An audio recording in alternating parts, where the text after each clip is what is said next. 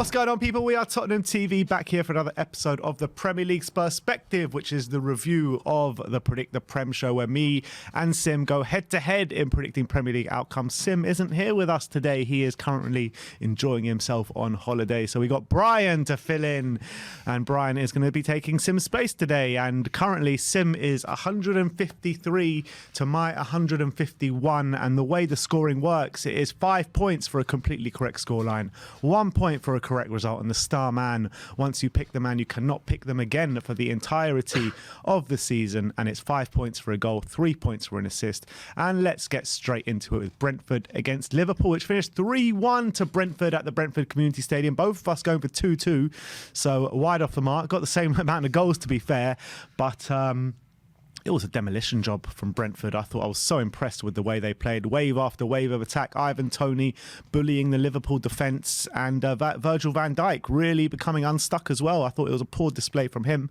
It looks like he's going to be out for a sustained amount of time as well with his injury, but really impressive from Brentford. Yeah, I mean, I didn't see a lot of the games to comment, but what I can comment on it is Brentford have come back from this World Cup on fire, haven't they? Yeah. The draw against us, and a great performance. The other game they had was a win as well, weren't they? They've just been playing some really good football. They've been playing some really good football and solidifying themselves in the Premiership. Yeah. I think they're not going anywhere this season, and fair play to them. To beat a big scalp like Liverpool there is a great job, and Thomas Frank is doing a wonderful job there. He really is. He really is. And we all thought that Eriksen was the one that was pulling it all together for them last season, in the back end of the season. And without Eriksen, they seem to be doing even better this season, Brentford. So you've got to give them credit. And in terms of Liverpool, very poor result for them. Makes our 2-2 draw look really good. Yeah, it does. And you know what? Liverpool is a concern. You would have thought they would have kicked on from... they couldn't have been as bad, and they haven't got off to the best start. And now having Van Dijk out for a month, who knows who'll be back for the next round of the Champions League. We know they're a completely different animal in defence without him. Worrying for Liverpool. Yeah, absolutely. Let's move on to the next game, Arsenal against Newcastle, which finished 0-0 at the Emirates. Sim went for 2-2, so he gets a point for that one. I went for 2-0 to Arsenal, so 0 points for me. And as much as the scoreline suggests it was a boring 0-0, it was anything but. It was a really good game of football, to be fair. Really feisty game, really hard-fought game.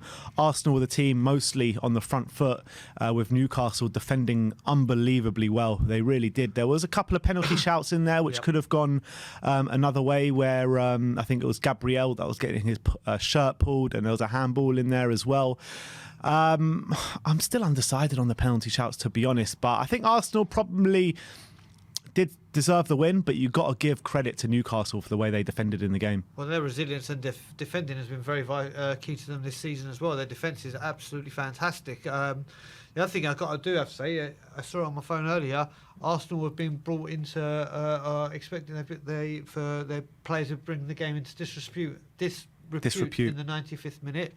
So there's some trouble there. There was a bit of unnecessary anger and to and fro at the end of the game. But yeah, Newcastle once again, two draws they've had recently, but again they're just so resilient. I know, but the thing is with Newcastle, everyone's saying how good they've been this season and how bad Spurs have been this season, but we're only 2 points behind them, which is crazy to think of. I think why people are saying that's why you've got to remember they were 19th at some point last season. Eddie Howe's come in, not an Antonio Conte, and what they're doing is we all knew they'd be coming up and they won't be in relegation again, but I think they've exceeded expectations and then some compared to what they had their agenda set at the end of the season, or their targets. So it looks a lot better when you're doing it from 19th compared to 9th when Conte took over, doesn't it? Yeah, no, it's very true. But back onto your point before when you say bringing the game into disrepute, I mean, Arteta, he's doing that all the time. I mean, his actions on the sidelines, every time he's getting in fights with managers, going absolutely nuts on the sidelines. And if he's like sort of being like this at this stage of the season, what's he going to be like at the back end when it's actually means something in a title race? This could be the deciding factor, isn't it? I mean, you could say, is it right now? Is it doing mind games and working for them? Yes, it is, because they're sitting where they are. But could this start crashing down and crumbling because referees will get wise to it? Will it be able to last the distance? We'll have to wait and see. But he's treading a thin line, isn't he? He really is. And in terms of Kieran Trippier, I mean, what a season he's having. I mean, he seems to be getting man the match every single week for Newcastle, and this game was no different. He was faced with the task of defending against Martinelli, and what a job he did. He completely shut down Martinelli. And look, let's be honest, Trippier and Newcastle just did a number and a job on Arsenal in this game. Yeah, they did. And do you remember when we had that debate last year, we were talking about Trippier to Newcastle and him moving there, and it's been a wonderful time. He's taken the captain's armband. His free kicks have been brilliant. The experience that he's got from obviously representing England, playing for us, and then obviously winning a title in Spain, he's come back revitalised, hasn't he? He really is incredible. And I'll tell you what, we saw it at close quarters. His delivery, it doesn't matter where he is down that right-hand side, they're always dangerous. Fair play to him, he deserves it. Yeah, and this game was nothing to do with his delivery. I mean, this game was all about his defending and what Diego Simeone has coached into him, and he's a fine player, Kieran Trippier, and definitely one that we let go of way too soon, that's for sure. But let's move on to Everton against Brighton, which is 4-1 to Brighton at Goodison Park. Sim went for 2-0, I went for 2-1, both to Brighton, so we both get a point for that one. But how long does Frank Lampard have in the job now? I mean, it can't be too long with the way that they're playing their football. Defensively, they were absolutely shocking, and Brighton took full advantage of it. Brighton were brilliant. Everton were absolutely tragic. And the scoreline probably was a bit kind to Everton in the end. Yeah, I'm very concerned for Everton. They've been teetering around it, and it's getting worse and worse. And when we looked at it, well, we looked at it yesterday. We boring you, Brian? No, you're not. Trust me. You mentioned the word Everton. And but what we were looking at before, and the next two games are United in the FA Cup, and then that huge mammoth game at Southampton or against Southampton.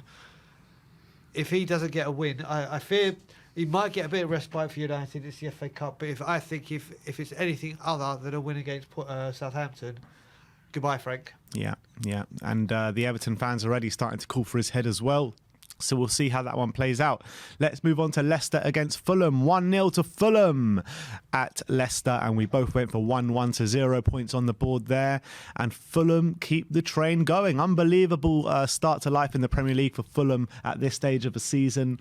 Mitrovic as well just can't stop scoring, and this game was no different. 1-0 to Fulham, Mitrovic scoring a goal. Yeah, I mean, what you got to look at this is Silva, who's obviously in this Premiership. He came to Hull, tried to save them, they loved it. Then he went to Everton. Then he went to, was it Everton? Yeah, then Watford, and he leaves him in weird times. But he seems to have found a club in Fulham, where he lasted the season, did wonderfully with Mitrovic last season. And like you said, Fulham just keep winning. They keep winning, and they're 7th at the moment, I believe. Yeah. And it's like, who in their right mind would have predicted Fulham to be 7th? But they're getting the job done, and they're playing to their strengths, and they're going nowhere. And it's another great result for them, isn't it? Away at Leicester. Only 5 points behind us, Fulham, at this stage of the season. Yeah, I know, at Craven Cottage, which is crazy. But, you know, they are level points with Liverpool. If you would have told a Fulham fan at the beginning of the season you'll be level points with Liverpool nearly halfway through the season, they would have bit your hand off for that. I think they bit both your hands off. Yeah, literally. Both your hands, both your legs. It's dreamland for Fulham, isn't it? I mean, you got to think them coming into the Premiership, the main thing was survival. Survival. Well, I think they're going to clearly do that. And they're doing it very, very well, and fair play to them. And Mitrovic kind of went from hero to zero a bit in this game as well, because he scores in the 17th minute to put Fulham 1-0 up, and then in the second half he gets booked, which means he's suspended for the next game. Oh dear. It was only a single yellow, so it means it's the Premier League. Yeah, against Chelsea. Well, he oh Jesus, their derby. Oh dear. But yeah, listen, with Mitrovic, we knew from his days at Newcastle, he is a physical player. He is going to get bookings. Maybe what minute did he get the yellow card? In the 78th. Could you have taken him on? Yeah. It was only 1-0 though. That's the dice you roll, isn't it? Yeah. All right, let's move on, and let's move on to Manchester United against Bournemouth. 3-0 to Man United on the day. Both of us going for 2-0. Nearly a 5-point of both of us as Man United scored that third goal right at the end. But Marcus Rashford on the best form of his life at the moment. He's never scored in as many consecutive games as this. So I think it's 5 games in a row now for Rashford. And Ten Hag has really got to grips with this Man United side now. And the player I think has made all the difference is Casemiro. I think he's an unbelievable player, and he's taken to the Premier League like a duck to water, and I think he's made all the difference, to be honest. Well, you look at that, and also he brought in 2 players from Ajax that he knew. So when we went to the game with Ross was saying about discipline, wasn't he? When he came in, the first 2 games, the defeats, especially the one at Brentford, there were the tension was rising in that ground and the club. But he's had his time, he's put his feet under the table, and now he's starting to go to work. His time is working. I'm a huge fan of Ten Hag. I wanted him after Pochettino. I said that as well. That's the one I wanted. And fair play to him. He's come out, he's had to deal with the whole Ronaldo issue as well. Marcus Rashford, like you said, who's been out of form, all of a sudden is rejuvenated. He's definitely doing something there. Yeah. Absolutely, and it looks like Man United are definitely finally on the right track since Alex Ferguson. So let's move on. Southampton against Nottingham Forest. A big game down at the bottom of the Premier League. Finished 1-0 to Nottingham Forest at St Mary's. Sim going for 2-1 to Southampton. I went for 2-2 in this game. And you've got to give credit to Nottingham Forest. You know, everyone was saying you're crazy for bringing so many new players in, and it looked like that in the before the World Cup. But they have been absolutely playing really well. It looks as though they really have gelled. You've got to give credit to the manager. And they haven't lost at home as well since September, which is an amazing feat for Nottingham Forest. And maybe they can stay in this league. But on the other side of that, Southampton, I think it's 5 or 6 losses in a row now for Southampton. The new manager still winless. And it seems as though right now the writing's on the wall a little bit, but still a long way to go. Yeah, I mean, I thought the appointment for Southampton was a bit of a weird one, just to get it. But the other thing you've got to give a lot of respect to with Nottingham Forest, I was listening to saying that's their first away goal since they beat Everton in August. Wow. Not even a point, not even a goal. And they've gone there, and we heard in the car on the way back when Steve Cooper was saying to the fans, listen, you have no idea how much your support, and we were there for the Forest, their support of him. Brilliant. It is brilliant. And with all those players then sacking their recruitment, you would have thought maybe a team like Forest might pull the trigger because it's been so long since they've been there. Fair play to Forest. Fair play to them for doing it, and it's a big, big, big win. It really is. Really is a big win. Let's move on. Leeds against West Ham, which finished 2-2 on the day at Elland Road. Sim went 2-1 to West Ham. I went 2-0 to Leeds, but it was split in the middle, and it was 2-2. Leeds opened the scoring on 27 minutes. West Ham hit back and went 2-1 up with their new signings, Paqueta and Scamacca, finally getting on the score sheets for them. But then Rodrigo levels it up with 20 minutes to go, and it ended up 2-2. I mean, you were quite impressed with this game, weren't you? I was impressed with the game. It was end-to-end. It was free-flowing. If anyone hasn't seen Paqueta's penalty, I urge them to go see it. He literally does a run. He does a stutter. It's one of the weirdest penalty run-ups I've seen.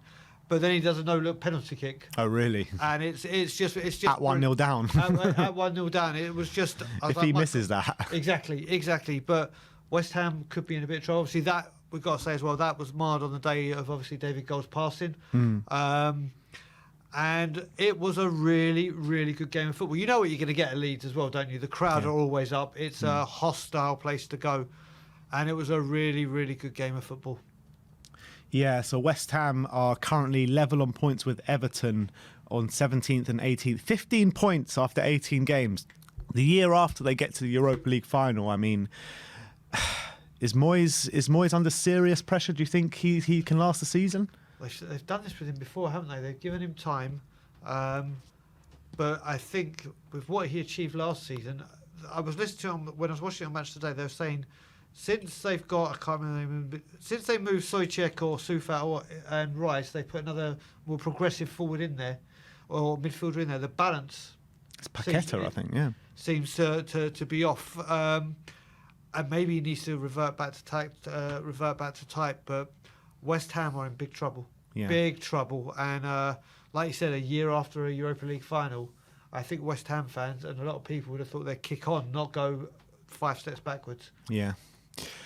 All right, next game, Aston Villa against Wolves in a Midlands derby. Finished 1-1 in Emre and Lopetegui's first Midlands derby. Sim went for 3-1 to Villa. I went for 0-0. So I get a point for this one. Simeon gets 0 points. Man of the match on the day was Tyrone Mings. So maybe that tells you who was the ones in the front foot this game. I didn't get to see much of it, to be fair. But Danny Ings coming on and getting that equaliser about 10 minutes to go. Yeah, there's been a bit of talk that I heard in the media. They're saying they're starting to be like Tottenham and a bit of a second half team. Aston Villa. They seem to. We saw that with Liverpool, but they've got the draw. Unai Emery is trying to do, and what he seems to have done is rejuvenated Tyrone Mings, because his career was looking like only one way at Aston Villa under Gerrard. Gerrard didn't fancy him, did he? At all. He took him off the captaincy. He did everything, but.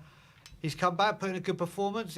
I saw this. It wasn't exactly the most exciting game. I thought we had its moments, but a 1-1 draw in a Midlands derby and Aston Villa rescuing a point.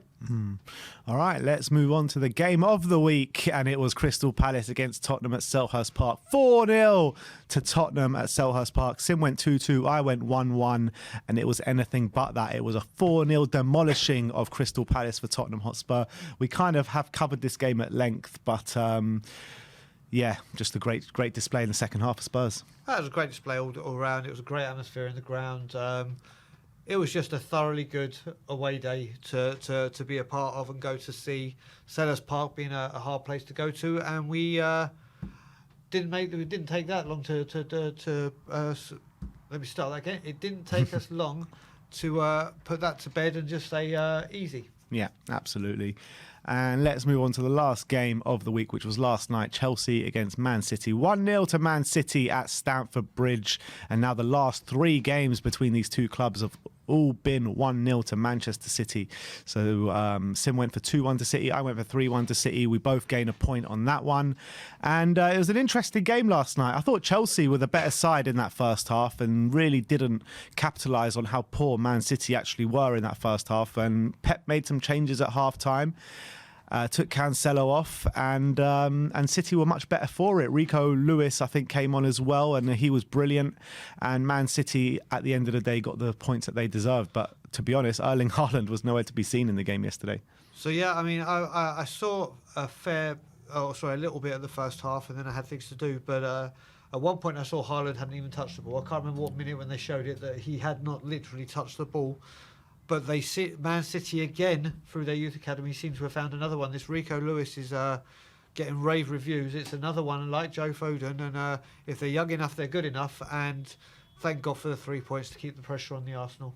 Yeah, and he kind of went for an untested selection of players. Well, I wouldn't say untested, but something that he hasn't been going for in the previous games. And then at half-time, he did bring on, not at half-time, during the second half, he brought on Mahrez and Grealish, who he has been kind of favouring over the last couple of games. They looked much better for it, and obviously the goal that they did came from a Grealish assist and found Mahrez at the back post, which I thought actually Kepa should have got because the cross was really close to him, but Chelsea just couldn't find a way through after that, and Man City got the deserved victory. So we both get a point for that one. And last but not least is the star men. Sim went for Anthony Martial, who got 0 goals and 0 assists. I went for Rodrigo, who got 1 goal and 0 assists against West Ham. So we finish off on 160 to myself, 157 to Sim. Sim wasn't in the lead for too long, and we'll see how next week goes. Obviously, there's a break for a week because of the FA Cup this weekend, but we'll be back for you just before North London Derby weekend. So we'll see you all there. Thank you, everyone, for joining us today. Like, subscribe and comment. And as always, come on, you Spurs.